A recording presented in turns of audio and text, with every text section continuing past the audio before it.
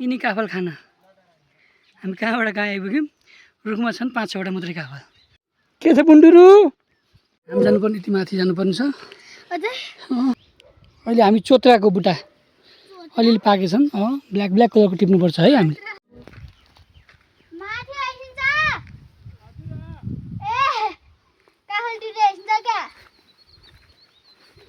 छोरी जाउँ होइन।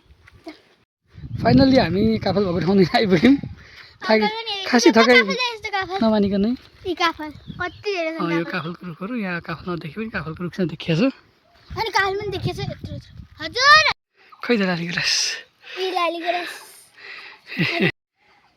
यिनी काफल खान हामी कहाँबाट कहाँ आइपुग्यौँ।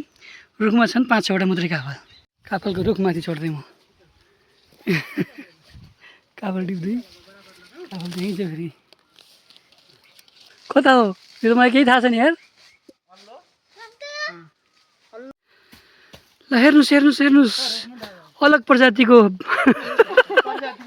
अलग प्रजाति।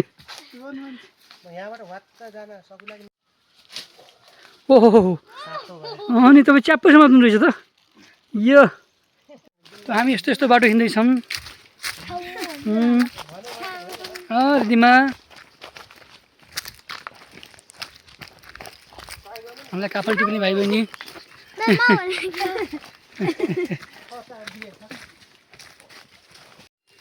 के छ त हौ साथीहरू?